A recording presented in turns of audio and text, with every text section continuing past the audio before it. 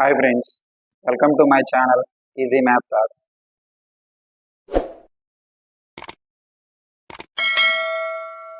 If you not yet like, share and subscribe my channel, please like, share and subscribe my channel Easy Math Talks.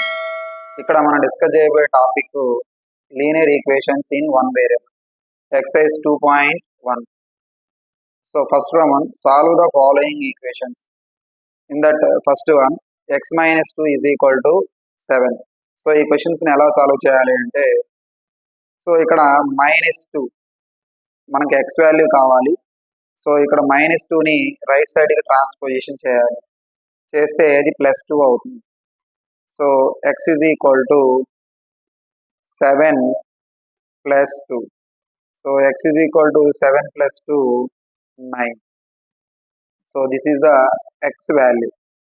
So this x value is correct or wrong, you have to check. So ఈ x అనేది కరెక్టా wrong అనేది మనము check చేయాలి. So check. So ఇక్కడ మనకి LHS side, so LHS ఏముంది ఇక్కడ అంటే X minus 2 is equal to, మనకి ఎక్స్ ఎంత వచ్చింది 9 వచ్చింది. 9 - 2 ఈజ్ ఈక్వల్ టు 7. సో సరిపోయిందా, X minus 2 is equal to 7. So మనకు వచ్చిన answer correct. Okay, and next second question, y + 3 is equal to 10.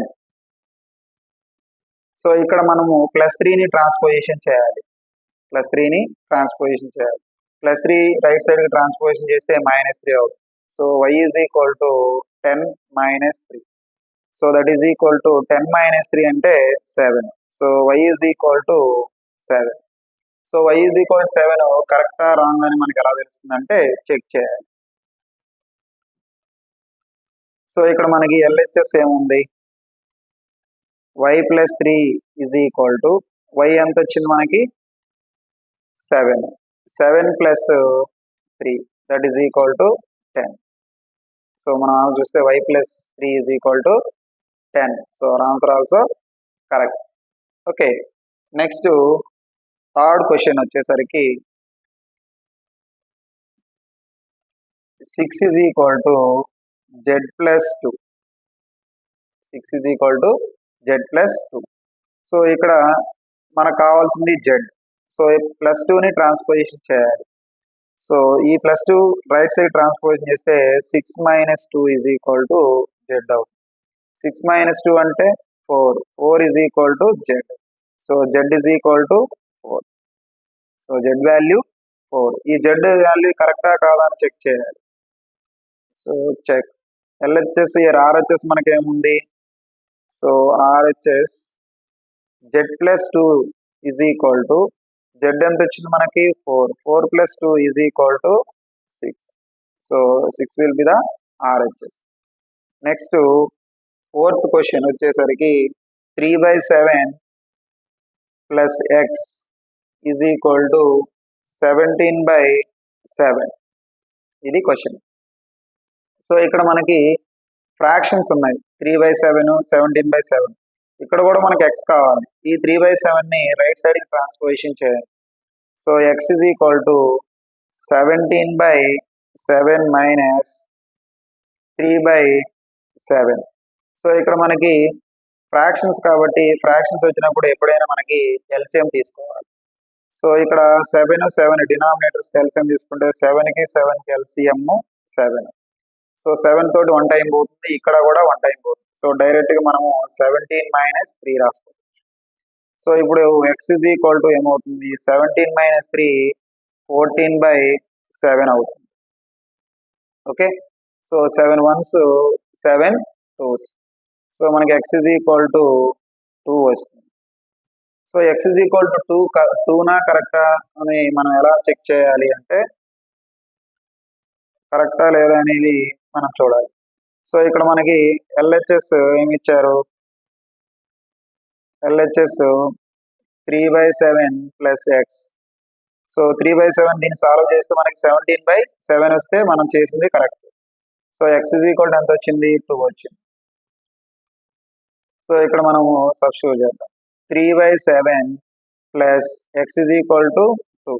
So దీన్ని మనం 2/1గా రాయాలి. ఎల్సిఎం 7. 7 తోటి 7 అంటే 1 టైం అవుతుంది. 7 1 7. సో ఆ 1ని న్యూమరేటర్తో మల్టిప్లై చేయాలి. 3 × 1 3. సో ఇక్కడ 7 టైమ్స్ 1 7 7 వస్తుంది. 7 × 2 14. So that is equal to 14 + 3 17/17. So ఇది ఆర్హెచ్ఎస్. ఓకే, సో ఇది మనకి చూస్తే మనం వచ్చిన ఆన్సర్ x = -2 అనేది కరెక్ట్ ఆన్సర్. అలాగే నెక్స్ట్ ఫిఫ్త్ క్వశ్చన్ ఏమి ఇచ్చారంటే 6x = 12 ఇచ్చారు. సో ఇక్కడ కూడా మనం x కనుక్కోవాలి. సో ఇక్కడ 6 × x కాబట్టి ఇక్కడ మల్టిప్లికేషన్ జరుగుతుంది కాబట్టి రైట్ సైడ్కి ట్రాన్స్పోజిషన్ చేస్తే డివిజన్ అవుతుంది. సో అప్పుడు మనకి x = 12/6 అవుతుంది.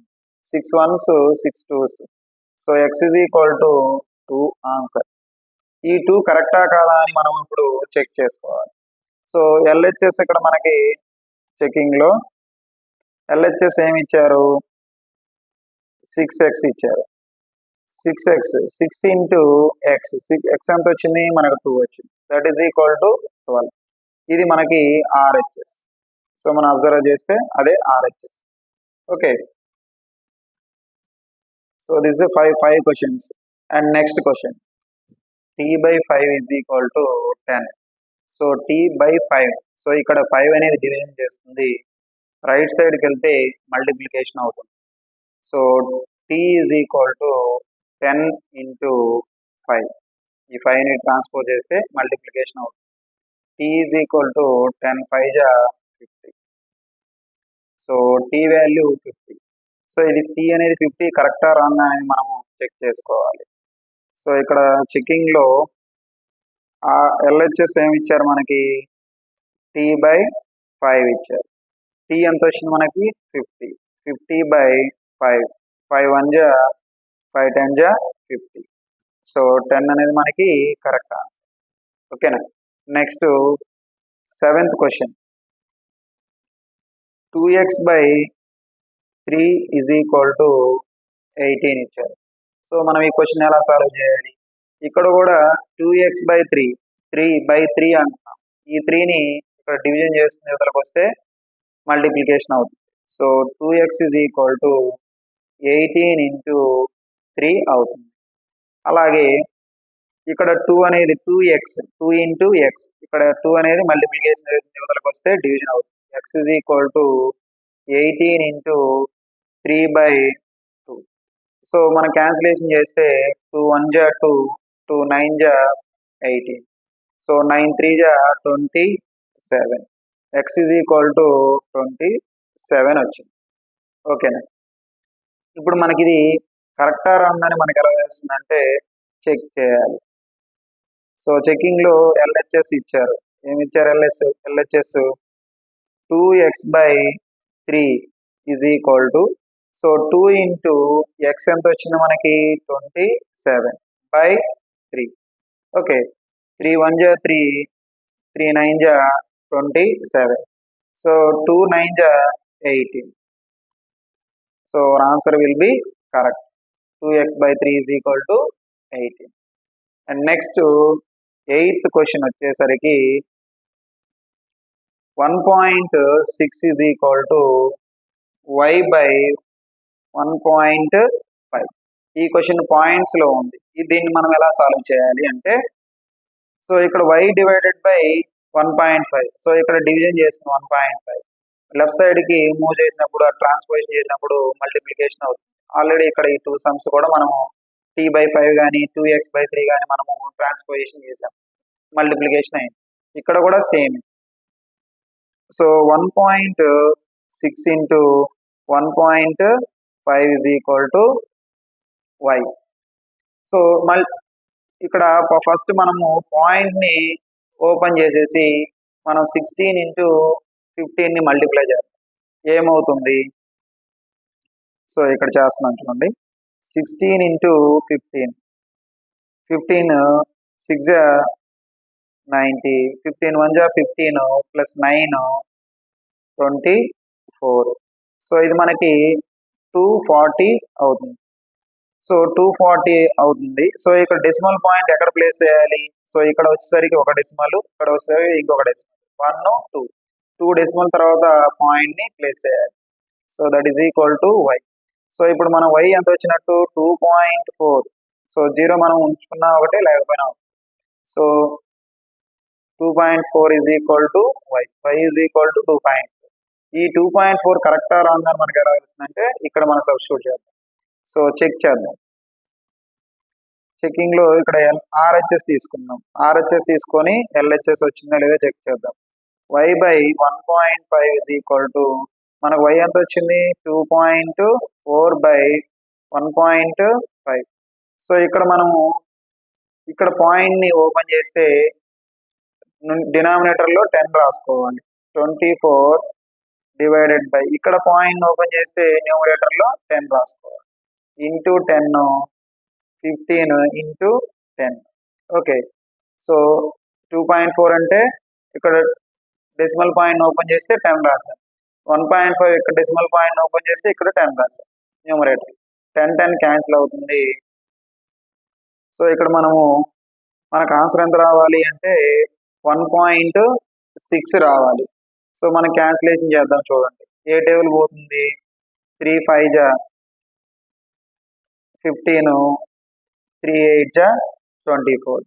సో 8/5 వస్తుంది.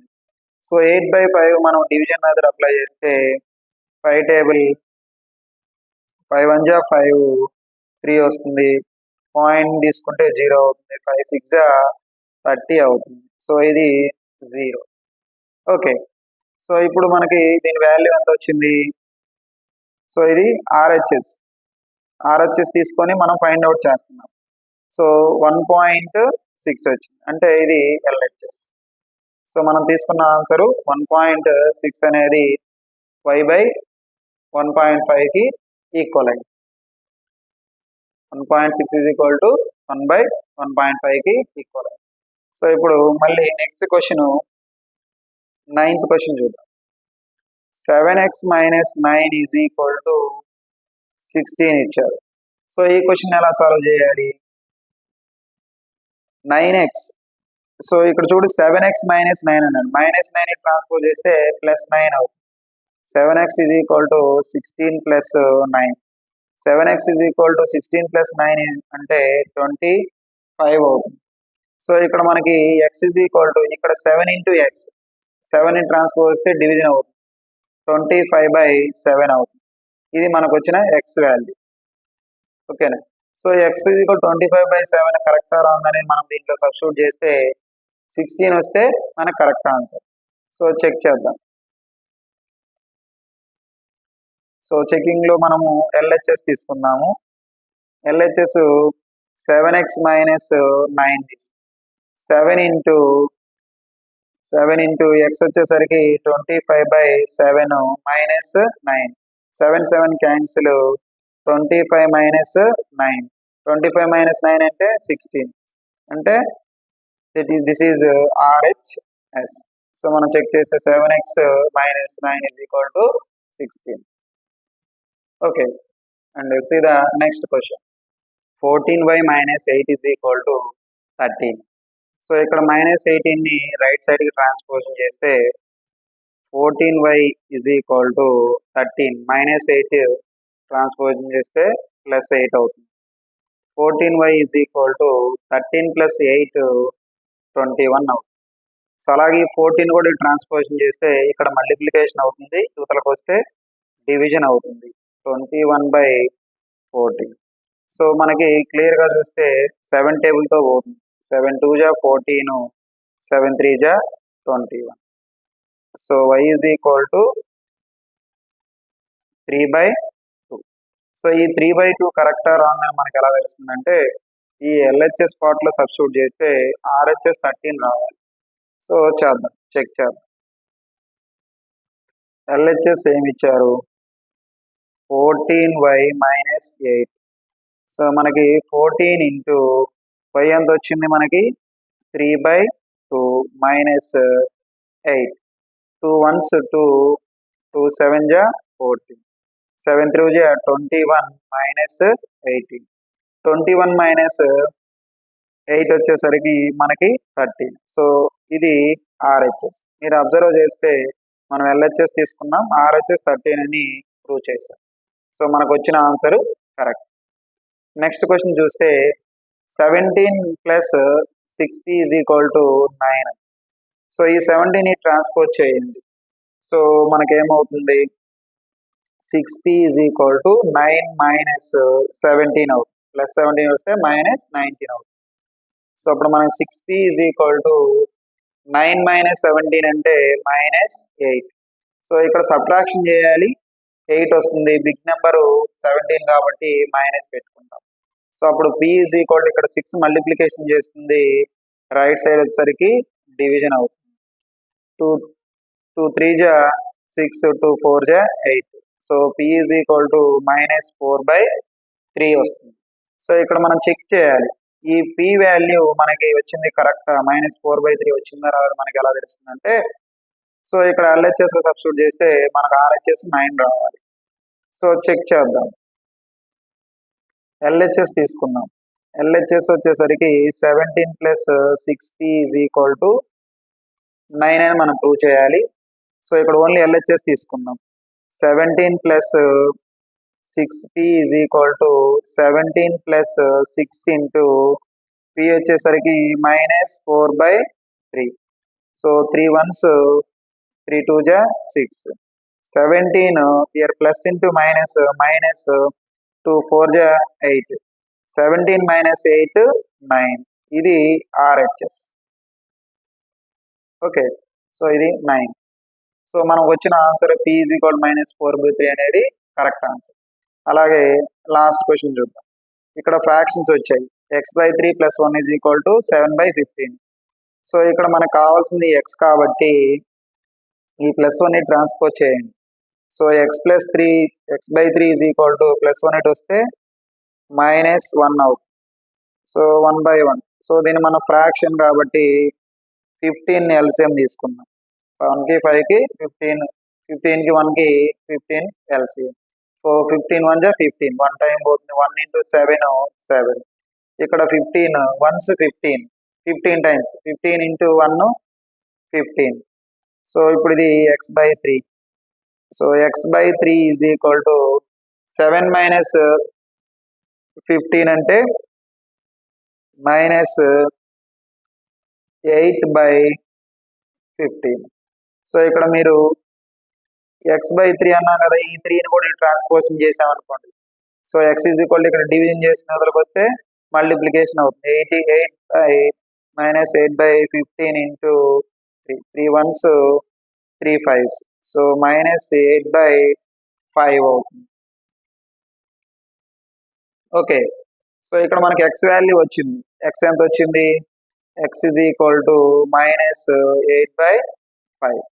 సో ఇప్పుడు మనం దీన్ని వచ్చింది కరెక్టా కాదా అని మనం ఎలా చెక్ చేయాలి, ఈ LHS లో సబ్స్టిట్యూట్ చేస్తే 7/15 రావాలి RHS. సో చెక్ చేద్దాం, check right. LHS x/3 plus 1 is equal to x/3. x ఎంత వచ్చింది, మైనస్ 8/5/3 ప్లస్ 1. సో ఇక్కడ మనకి ఇది మొత్తం ఒక ఫ్రాక్షన్, కింద వచ్చేసరికి ఇది మొత్తం ఒక ఫ్రాక్షన్. ఏమవుతుంది, a/b/c/d ఫామ్ లో కింద ఉన్న ఫ్రాక్షన్ వచ్చేసరికి రెసిప్రోకల్ అవుతుంది. So minus 8/5 into 1/3 plus 1. So ఇక్కడ మల్టిప్లై చేస్తే minus into 1 minus 8 into 1 minus 8/15 plus 1. So ఇక్కడ మనం LCM వచ్చేసరికి 15 అవుతుంది. సో 15 అంటే 1 టైం పోతుంది. 1 into minus 8 minus 8. Okay, so ఇక్కడ 15 టైమ్స్ 1 15 టైమ్స్ పోతుంది. 15 here 1 మల్టిప్లై చేస్తే 15 అవుతుంది. సో మైనస్ 8 ప్లస్ 15 అంటే 7/15. ఇది RHS మనకి. ఓకే, సో మనకు కావాల్సిన x/3 plus 1 is equal to 7/15 is the answer. Okay, ఈ వీడియో కానీ మీకు నచ్చినట్లయితే please like, share and subscribe my channel easy math talk. Thank you.